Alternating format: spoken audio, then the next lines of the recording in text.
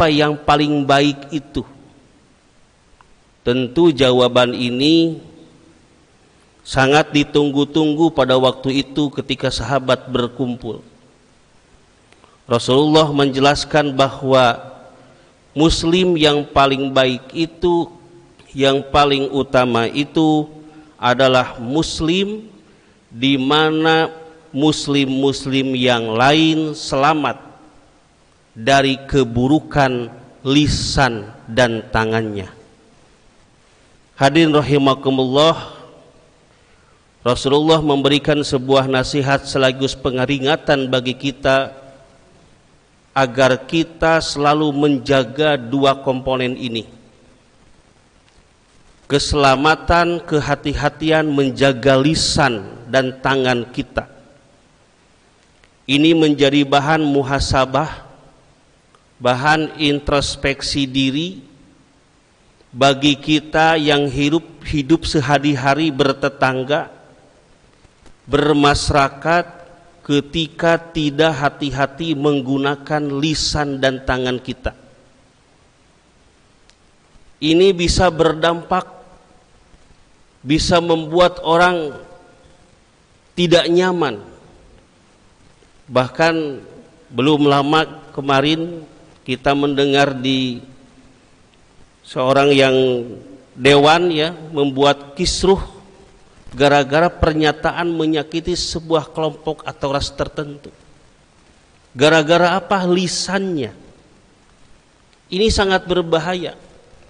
Ketika lisan kita tidak bisa menjaga pembicaraan apa yang harus diceritakan, tangan kita tidak bisa menjaga, ini bisa berdampak kurang baik.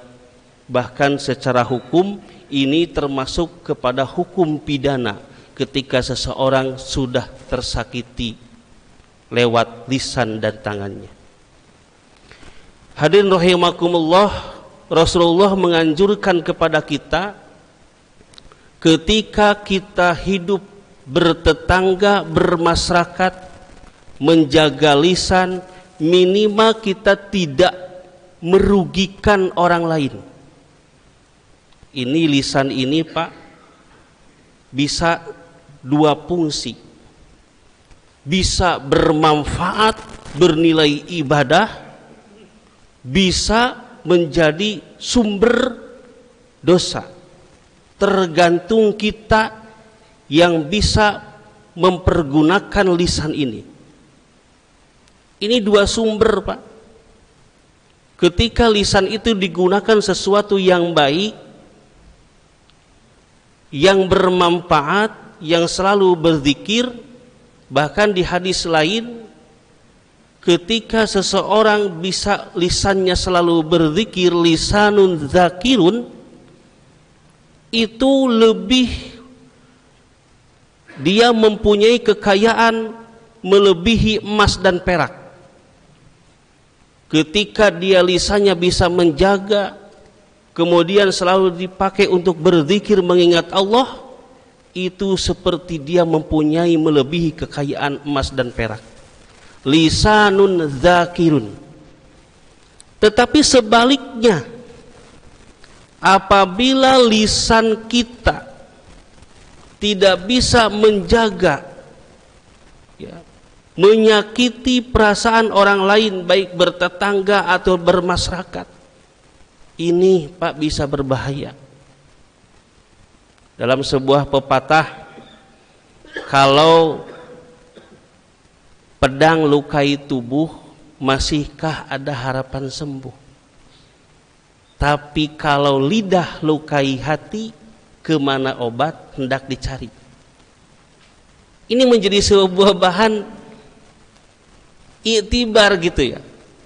Walaupun seseorang ini contohnya, seseorang sudah menyakiti orang lain dengan lisannya, kemudian orang itu berislah, saling memaafkan, itu bekasnya tetap ada Pak. Itu susah. Seperti kita membolongi tembok, dicabut pakunya, bolongnya tetap ada.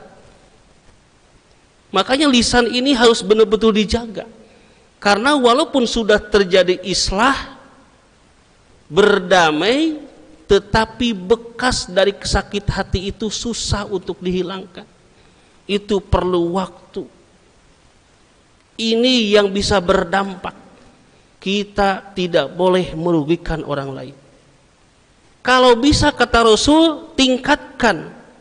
Kalau kita tidak bisa menjaga lisannya, dalam sebuah hadis yang lain, faliyakul khairan au liyasmut. Ketika kita tidak bisa berbicara sesuatu yang baik, lebih baik kita diam. Itu lebih menjaga. Wah, saya belum bisa ini, menjaga lisan saya ketika kita bercengkrama, berkumpul, ketika kita bermasyarakat, bertetangga. Lebih baik diam. Tapi lebih baik lagi apabila lisan kita bisa bermanfaat. Khairun nas anfa'uhum linnas. Kita bisa lebih bermanfaat bagi orang lain lisan kita, kepada bermasyarakat, ke bertetangga, itu bisa lebih baik. Ketika kita bisa menjaga, maka tingkatkan lisan kita bisa bermanfaat buat orang lain. Apabila lebih dari itu, lebih baik lagi. Lisan kita, perbuatan kita bisa memberikan kebahagiaan kepada orang lain. Ya, bahkan ini sebuah ibadah yang paling utama. Afdalu ibadah ba'dal faraid idharus surur. Idharus surur itu memberikan kebahagiaan kepada orang lain. Ini menjadi sebuah pelajaran muhasabah bagi kita. Dan Rasulullah memberikan sebuah peringatan ini agar terjadi ketentraman di dalam kehidupan bertetangga, ketentraman kehidupan bermasyarakat, menjaga lisan dan perbuatan kita. Banyak sekarang kalau saya perhatikan kasus-kasus di televisi, pidana itu gara-gara sepele, Pak. Gara-gara orang tersakiti atau perbuatan tidak menyenangkan. Ini menjadi sebuah pelajaran buat kita. Ketika kita mau berbicara, itu harus berpikir 1000 kali. Ini harus menjadi sebuah feedback bagi kita. Ketika kita mau berbicara kepada orang lain, kira-kira ini enak gak? Jadi dibalikan dulu kepada kita. Ketika kita berbicara, kira-kira kalau pembicaraan itu menyenangkan gak kepada kita? Tidak, begitu juga kepada orang lain. Kita mau bicara kepada orang lain, kira-kira dipikir dulu. Statement kita, pembicaraan kita, itu menyakitkan orang lain enggak? Menyakitkan. Begitu juga kepada orang lain. Jadi sebelum itu dilempar kepada orang lain, harus mempunyai sifat empati kita dulu. Dirasakan oleh pribadi kita dulu. Jangan sebaliknya, enak di kita, tidak enak di orang. Ini yang kebanyakan terjadi, Pak. Dan itu biasanya dilakukan orang-orang yang pada hari ini, detik ini dipercaya oleh Allah dia dengan kekayaan, kekuasaan. Saya melihat seorang pejabat yang memarahi pembantunya habis-habisan, Pak, di sebuah kantor. Padahal kalau melihat sehari-hari itu pejabat agamanya lumayan bagus, Pak. Tetapi ketika dia emosi, ya, dia terpancing dengan sesuatu yang kurang enak, itu keluar semua pembicaraan buruknya. Ini kebanyakan arogan si seseorang itu muncul ketika dia diamanahi kekayaan ataupun jabatan. Bahaya, Pak. Kebanyakan orang-orang seperti ini karakternya seperti itu. Ya. Enak di dia, tidak enak di yang lain. Tidak memikirkan bagaimana dampak perasaan itu kepada orang lain. Ketika dia berbicara, bertindak, apalagi di depan umum, ini yang sangat berbahaya, Pak. Di depan orang lain, ya, di perkumpulan teman-temannya, memojokkan seseorang, itu harus hati-hati. Banyak orang kejadian-kejadian besar gara-gara pembicaraan seperti itu. Dulu pernah seorang OB itu membunuh karyawannya, membunuh atasannya kalau nggak salah, membantai semua keluarganya, seorang pembantu di kantor. Gara-gara apa? Setiap dia datang, OB itu dihina dengan perkataan yang tidak menyenangkan. Apa yang terjadi? Dia merencanakan pembunuhan sekaligus keluarganya. Bayangkan. Bukan hanya orang itu, dibantainya itu dibunuh semua keluarganya. Dia sakit hati. Ya. Seorang suami membunuh istrinya, banyak kejadian. Karena setiap ke rumah diomelin, disakit hati terus mungkin, ya. Baper gitu orang. Wah. Udah sekalian kata istri, ya, istrinya. Banyak kejadian seperti itu. Ini gara-gara awas sepele, Pak. Ya. Tidak menjaga perasaan orang lain dengan lisannya ini.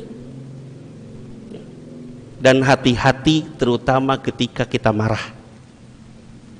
Seseorang ketika marah, Pak, sehebat apapun dia ilmu agamanya, sepinter apapun dia gelarnya, seseorang biasanya, Pak, ketika marah itu keluar karakter aslinya, keluar perkataan yang kurang bagusnya. Ini bisa dilihat karakter seseorang itu ketika seseorang diuji dengan sifat marah. Mari kita bercontoh kepada Rasulullah. Rasulullah dalam kehidupan sehari-hari bukan hanya dicaci, dimaki, dilempar dengan kotoran. Pernahkah membalas beliau dengan perkataan yang kurang baik atau rencana yang kurang baik? Selalu mendoakan. Ini, Pak, yang sulit, ini yang susah. Padahal itu adalah bagian dari ujian kita. Ketika kita mempunyai tetangga yang kurang baik, kudusnya gini, alhamdulillah ya Allah, mudah-mudahan saya bisa mendoakan. Ini ujian bagi saya. Ini ujian bagi saya. Bukan sebaliknya. Perang dingin, aduh, kadang-kadang terjadi. Apalagi katakan hidup bertetangga, puntennya di sini kita berkomplek itu, aduh, rawan, Pak. Ya kalau di perkampungan kan ada jeda, ya. Kalau di sini kita satu tembok, Pak, satu tembok berdua, ya. Jadi segala sesuatu itu rentan. Pasti kalau kita tidak legowo dalam hati kita, Pak, waduh, ya. Ini banyak terjadi. Makanya jaga perasaan kita, jaga hati kita, jaga lisan kita. Anggap sesuatu yang kurang baik terjadi kepada kita itu adalah ujian, dan itu ladang pahala buat kita. Kita doakan supaya dia bisa berubah menjadi lebih baik. Rahimakumullah, ini menjadi sebuah pelajaran khusus bagi saya pribadi yang pada hari ini belum bisa begitu menjaga lisan perbuatan kita. Makanya Rasulullah jaga ketika kita mengucap untuk selalu berpikir dahulu sebelum kita mengucapkan, dan kita menjaga perasaan apakah ucapan kita bisa menyakitkan orang lain atau tidak. Ini bisa berdampak kepada orang lain. Dendam, penyakit dendam ini akibat banyak orang yang tersakiti dari lisan perbuatan orang lain. Hadirin rahimakumullah, hadis singkat ini menjadi sebuah bahan nasihat khusus bagi saya pribadi, bagi kita semua, bagaimana cara kita bertetangga, bermasyarakat apabila pada hari ini kita mempunyai kebiasaan yang kurang baik. Hayu, nasihat hadis ini menjadi sebuah pelajaran penting. Menjaga lisan kita, menjaga perbuatan kita tidak menyakiti orang lain, itu bisa bernilai ibadah. Tidak bisa menjaga, minimal kita tidak merugikan orang lain. Bisa kita tidak merugikan orang lain, kita bisa bermanfaat buat orang lain. Apalagi kita bisa memberikan idharus surur, ya, memberikan kebahagiaan kepada orang lain, itu adalah perbuatan yang mulia. Hadirin rahimakumullah, mungkin itulah penjelasan singkat dari hadis singkat ini, bahwa muslim yang paling utama adalah muslim yang dia bisa selamat dari lisan dan tangannya. Mudah-mudahan bisa bermanfaat. Mohon maaf apabila ada salah kata. Yang benar dari Allah Subhanahu wa taala, yang salah dari saya pribadi. Wabillahi taufiq wal hidayah waridho wal inayah. Wassalamualaikum warahmatullahi wabarakatuh.